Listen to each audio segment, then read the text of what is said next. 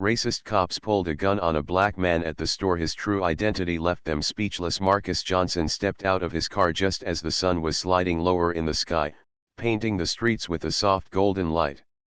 It had been a long day at work, and he only wanted to stop at the corner store for a few things before heading home.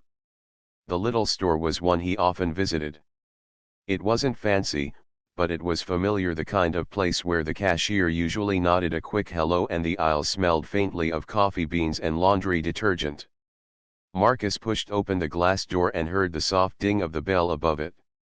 Inside, the cool air from the old air conditioning unit wrapped around him. A couple of shoppers were already in the aisles. One woman pushed a cart slowly, checking labels on cereal boxes. A man in a baseball cap stood near the refrigerator doors, carefully picking out a soda. Everything felt normal, quiet, and ordinary. Marcus reached for a basket, smiling politely at a child who ran past with a pack of cookies in his hands. He walked down the first aisle, moving with the easy rhythm of someone who had done this many times before. He picked up a loaf of bread, then a carton of eggs, carefully checking them before placing them in the basket. He had always liked how predictable this store felt. The same items sat on the same shelves week after week, and there was comfort in that. It was the kind of everyday setting where nothing surprising usually happened. People came in, bought what they needed, and went on with their lives. As Marcus walked toward the produce section, he caught a faint tune playing from the radio behind the counter. A cheerful song from the local station filled the air. For a moment, he let himself hum along quietly. He had always loved music, especially on days when work drained his energy. He picked out some apples, gently turning each one in his hand before placing them into a small plastic bag. He thought about the dinner he planned to cook later, something simple, maybe pasta with vegetables. The thought of a quiet meal at home felt comforting. Across the aisle, two teenagers laughed as they compared different brands of chips. Their laughter carried through the store, light and unbothered. Marcus smiled faintly to himself. He remembered being that age, when a stop at the store with friends could feel like an adventure. He moved along to the dairy section, bending slightly to reach for a carton of milk. The basket was getting heavier, so he switched it to his other hand. Everything about the evening felt so normal that Marcus barely noticed time passing. He thought about calling his mother later, something he often did after dinner. She liked hearing about his day, even the small, uneventful parts of it. At the counter, the cashier greeted each customer with the same practiced smile. The line was short, the store never got too crowded at this hour. The familiar smell of freshly brewed coffee drifted from a small machine near the register. It was the kind of scent that made people pause for a moment, tempted to pour themselves a cup before heading out. Marcus paused at the end of an aisle, checking the shelves to see if he had missed anything on his mental list. He didn't write grocery lists on paper, he preferred keeping everything in his head. Bread, milk, eggs, fruit, maybe something sweet for later. That was usually enough. He strolled back toward the snack section and reached for a small pack of chocolate. It was a little indulgence, something he often allowed himself after a long week. He slipped it into his basket and felt satisfied. His shopping was nearly done. As he walked toward the counter, he noticed the quiet hum of conversation between other customers. A couple of neighbors chatted about the weather. Another woman whispered into her phone while waiting in line. Life inside the store carried on as usual, ordinary in every sense of the word. Marcus adjusted his jacket slightly, holding his basket with a steady hand. He felt calm, almost invisible in the crowd. He was just another customer, blending into the quiet rhythm of people finishing their errands. For him, this moment was as simple as it should have been, one man buying a few things before heading home. But in the background, unseen by Marcus, a shift in the atmosphere was about to unfold. Outside the glass doors, a patrol car had just parked by the curb. The faint sound of its tires crunching on gravel was lost under the hum of the radio and the soft voices inside. No one in the store noticed yet. Marcus placed his basket on the counter, waiting patiently for the cashier. He had no reason to suspect that his evening, so ordinary just moments before, was about to change. He glanced at his watch, thinking about the warm dinner waiting to be cooked at home. To Marcus, it was still just another day.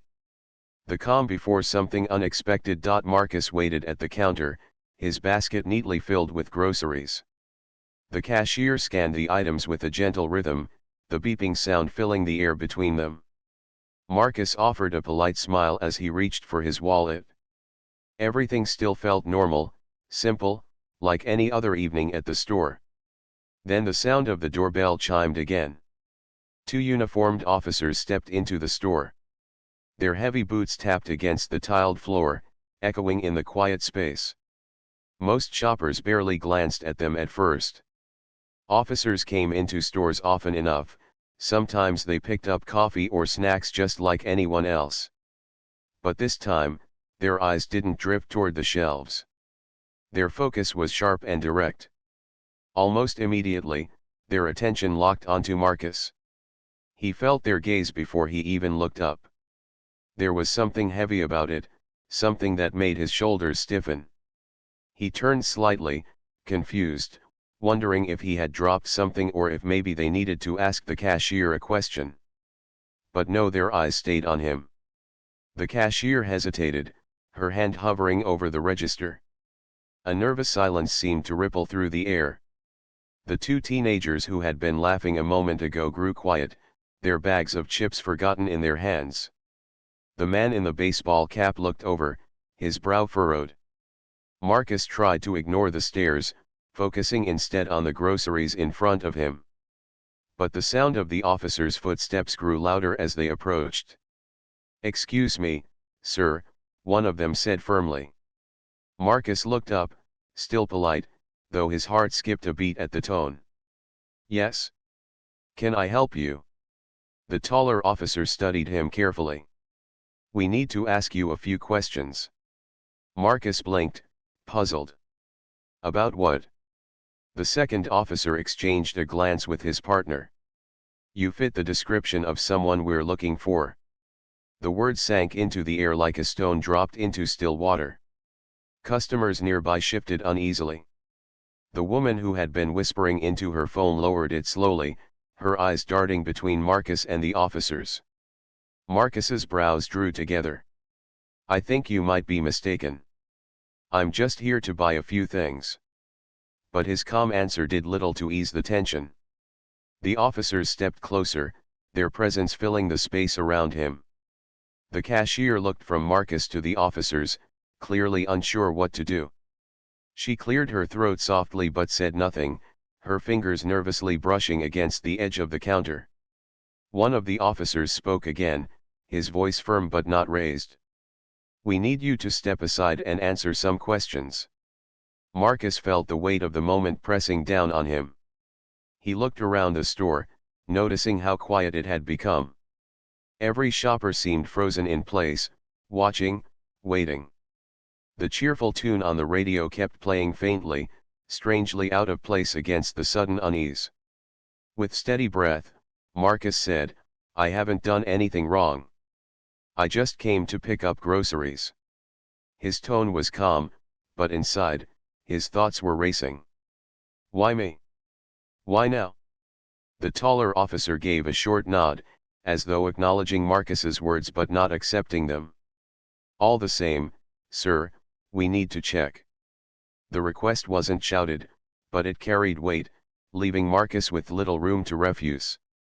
He set his wallet carefully on the counter, his groceries still half wrung through, and turned slightly so that both officers could see his hands clearly.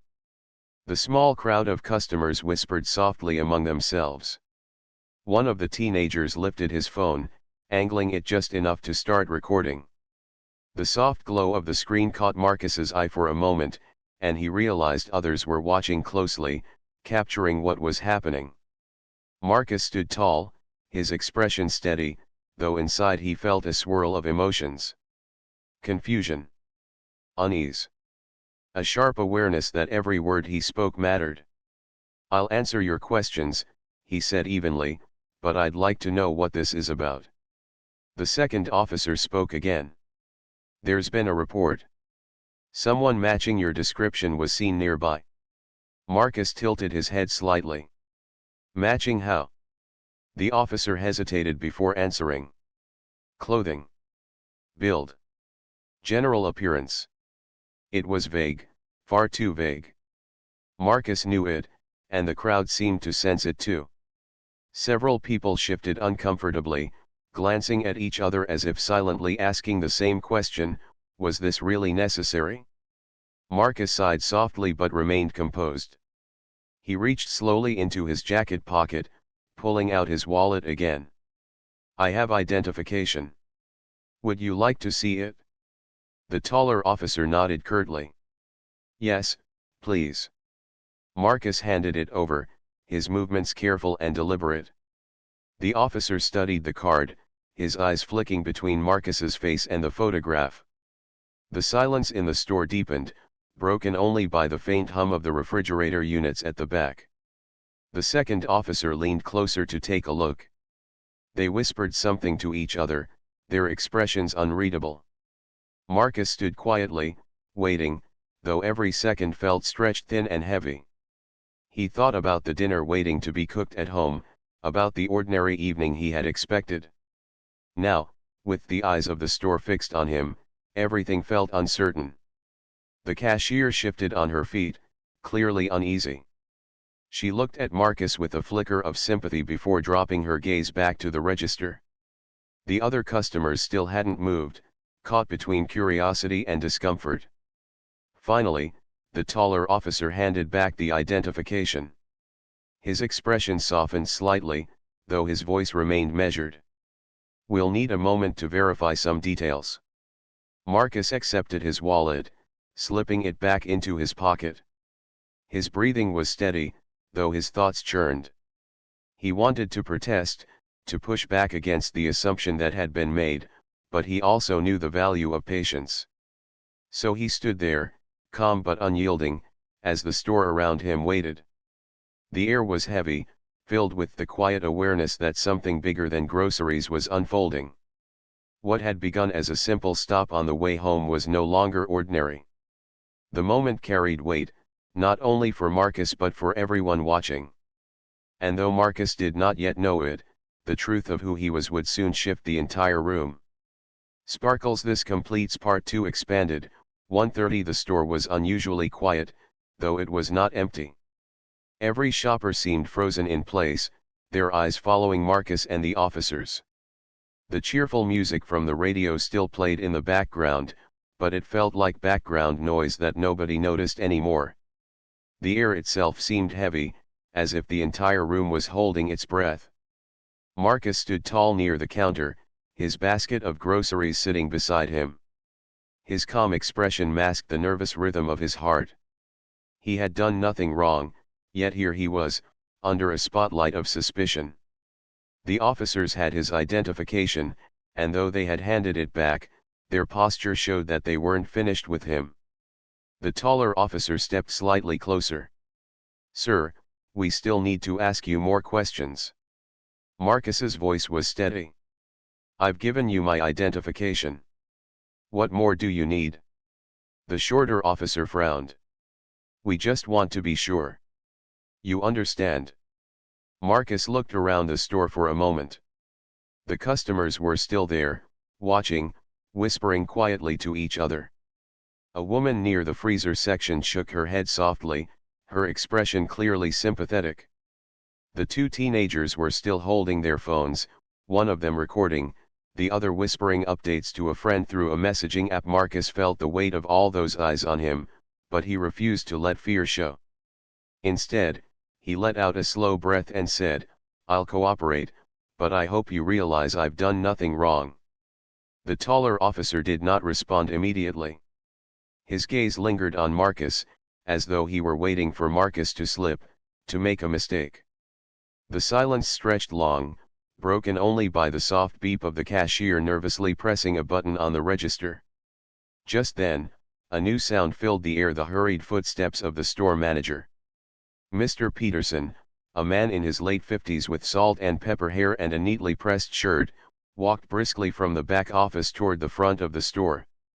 His eyes darted from Marcus to the officers, and his expression quickly shifted to one of concern. "What's going on here?"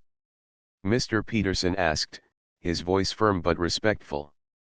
The shorter officer gestured toward Marcus. "We're checking into a report. This man fits a description."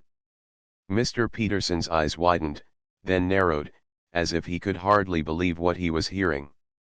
He turned toward Marcus with recognition. "This man? Are you serious?" Marcus gave a small nod in greeting. "Evening, Mr. Peterson." The customers stirred slightly at the exchange. Some leaned forward, curious about what was about to happen. The tension in the room seemed to shift, as though the balance of the moment was no longer entirely in the officers' hands. Mr. Peterson placed himself between Marcus and the officers, his tone now sharp with conviction. "This gentleman is a regular here. I know exactly who he is." The taller officer raised an eyebrow. "And who would that be?" The manager crossed his arms. "His name is Marcus Johnson. He's not only a customer, but he's a respected member of this community. He has helped more people in this town than you probably realize." Marcus stayed quiet, letting the manager's words hang in the air. He had no need to defend himself further, not when someone else was willing to speak the truth so plainly. The crowd reacted subtly. A man in the back nodded in agreement, while the woman near the freezer muttered something supportive under her breath. The atmosphere in the store was changing, tilting away from suspicion and toward clarity. The shorter officer glanced at his partner, clearly uncertain now. "Are you saying you know him personally?" "Yes," Mr. Peterson replied firmly. "And if you'd taken one moment to ask, you would know the same." Marcus's calm gaze moved between the officers. He could see the hesitation creeping into their faces, the cracks in their certainty. The words of the manager carried weight, and they could feel the crowd silently siding with him. Still, the taller officer tried to keep control. "We're only doing our job. We have to be cautious." "No," Mr. Peterson shot back. "What you have to be is fair. And right now, you're anything but that." The cashier finally spoke up, her voice timid but clear. "He's here almost every week. He's never caused any trouble." More murmurs rippled through the store. The two teenagers lowered their chips, their cameras now pointed steadily at the unfolding scene. Marcus finally broke his silence, his tone calm and measured. "I told you from the start, I came here only to buy groceries. Nothing more." The taller officer stared at him, searching for something, anything that might justify their approach. But the longer he looked, the clearer it became that there was nothing to find. The air in the store felt alive with quiet anticipation. The balance of power in the room was shifting, and everyone could sense it. The officers were no longer just questioning a man, they were standing against a truth that was beginning to reveal itself. And Marcus, steady and composed, knew that moment of truth was coming soon. The room seemed to hold still as the store manager's words lingered in the air. Marcus remained quiet, his posture calm, though his steady gaze carried quiet strength. The officers stood facing him, their earlier confidence beginning to slip. The customers, who had been silent witnesses up until now, leaned in with quiet curiosity, sensing that something important was about to unfold. Mr. Peterson, the store manager, did not back down. His voice was firm, his eyes sharp. "This man is not who you think he is. You've made a mistake." The taller officer frowned, still unwilling to let go of control. "With respect, sir, we have to confirm everything for ourselves." "Then confirm it," the manager replied quickly. "Because what you'll find is that Marcus Johnson isn't just an ordinary customer. He's a man who has given his time, his effort, and his knowledge to help people in this community. I know him. Everyone here should know him. Marcus felt the eyes of the crowd turn even more sharply toward him. There was a soft stir of whispers, the kind that carries curiosity, recognition, and a hint of disbelief. Some people looked at him as though seeing him in a new light, their brows raised, their expressions softening. The shorter officer tilted his head, a flicker of doubt flashing across his face. "Who exactly is he?" he asked, almost reluctantly. Marcus took a small breath. He had remained quiet, letting the manager defend him, but now it was time to step forward. He reached into his jacket and pulled out a sleek black case.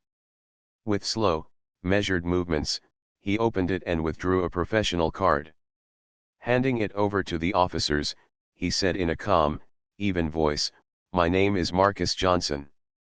I am an attorney. My work focuses on helping people who have been treated unfairly. Some of you may have seen me before in the local news, or at community meetings. I am here often, and I live just a few blocks away." The taller officer looked down at the card. His expression changed almost instantly. The printed name was clear, the title unmistakable, Marcus Johnson, attorney at law. Beneath it, the address of a respected firm in the city stood boldly. The shorter officer leaned in, reading over his partner's shoulder. His face shifted from stern concentration to sudden discomfort. He looked up at Marcus, then back at the card, then at the manager. The silence between them stretched long, heavy, and undeniable. The customers reacted before the officers did. A ripple of surprise moved through the crowd. The woman near the freezer gasped softly. The teenagers whispered excitedly, their phones still pointed at the scene. The man in the baseball cap nodded slowly, muttering, "I knew I recognized him from somewhere." Marcus stood tall, his expression calm but firm. "I told you I was only here to buy groceries. Nothing more." The taller officer's jaw tightened. He handed back the card carefully, almost reluctantly. "I see." His tone had lost the edge it once carried. Mr. Peterson gave a small, satisfied nod. "Now do you understand?" he asked the officers. "You didn't just question a stranger. You tried to embarrass a man who has done more for this town than most." The cashier, who had remained quiet for so long, finally spoke up, her voice trembling slightly but filled with conviction. "I've seen his face in the paper. He helped that family a few months ago, the one who almost lost their home. That was him, wasn't it?" Marcus gave her a gentle nod. "Yes, that was me." The whispering around the store grew louder, not chaotic but filled with recognition. Customers remembered articles, news clips, and community events. Some even remembered hearing his name in conversations about justice and fairness. The man who had quietly shopped among them so many times was not just another customer, he was someone who had stood up for people who couldn't stand up for themselves. The officers exchanged a look. The taller one's face was stiff, as though he wanted to hold onto authority, but the truth had left no room for argument. The shorter one looked down, his eyes shifting uncomfortably. Neither of them spoke immediately. Marcus, meanwhile, let the silence work in his favor. He did not raise his voice. He did not argue. He simply stood there, his very presence a quiet reminder that appearances can deceive, and assumptions can fail. The crowd's energy shifted. Where there had been unease and fear, there was now support, even pride. People no longer looked at Marcus with suspicion, they looked at him with respect. Finally, the taller officer cleared his throat. His words were softer now, almost cautious. "We may have misjudged the situation." Mr. Peterson raised his eyebrows. "May have," he repeated, his voice edged with disbelief. "You didn't just misjudge. You nearly humiliated an innocent man in front of an entire store." The shorter officer spoke quickly, as though to soften the moment. "We'll make a note of this and report back." There was confusion. But the crowd didn't seem convinced by their attempt to explain it away. The customers had seen everything, and their expressions made it clear they knew the truth. Marcus slipped his card back into the case and tucked it into his jacket. His voice was steady, carrying a quiet authority. You see, the danger of assuming is that you never know who you're really talking to. You might be speaking to a stranger. Or you might be speaking to someone who has devoted his life to protecting others. The words hung in the air. Not harsh, not loud, but powerful enough to touch everyone in the room. The taller officer opened his mouth, then closed it again. For once, he had nothing to say. The authority he had carried when he walked in had been replaced by silence. Marcus turned slightly toward the manager. Thank you, Mr. Peterson. You didn't have to step in, but you did. That says a lot. The manager gave him a small, warm smile. I only told the truth, Marcus. That's all anyone needed to hear. The cashier nodded, her eyes still wide but filled with respect. It's true, she said softly. We should all remember that. The customers seemed to agree. The atmosphere of the store had shifted completely. Where moments ago there had been unease and quiet fear, there was now admiration and support. People murmured words like brave, calm, and respect. Marcus picked up his basket again. His groceries, once forgotten in the middle of all the tension, now felt like a symbol of something bigger, the idea that even the simplest act, like shopping at a store, should never have turned into a moment of suspicion. As he walked back toward the counter to finish his purchase, the crowd watched him, no longer as a suspect but as a man of dignity. The ordinary evening had become extraordinary, not because of what was taken from Marcus, but because of what he revealed about himself. The truth of his identity had not just silenced the officers. It had opened the eyes of everyone present. The store felt different now. The tension that had once hung heavy in the air had lifted, leaving behind a new kind of stillness. People were still standing in place, but the fear and unease had melted away. In its place was a quiet sense of respect, almost admiration, directed toward Marcus. Marcus stood at the counter, his groceries waiting to be rung up. The cashier looked at him with a soft, almost apologetic smile. Her hands moved quickly, scanning each item with care, as if she wanted to finish the task as smoothly as possible. She seemed relieved, as though helping Marcus complete his purchase was her way of restoring the simple normalcy that had been lost. When she handed him his bag, she spoke softly. Thank you for staying calm. That couldn't have been easy. Marcus offered her a reassuring smile. Thank you. Calm is the only way forward. The words were simple, but they carried weight. The customers nearby seemed to hear them too.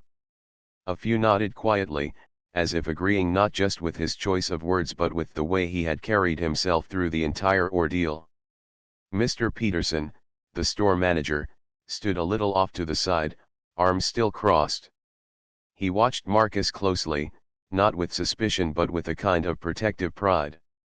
You handled that better than most people could, he said after a moment. Marcus adjusted the bag in his hand. Sometimes silence and patience are stronger than anything else, he replied. The two officers were still in the store, though their presence now felt far smaller than before.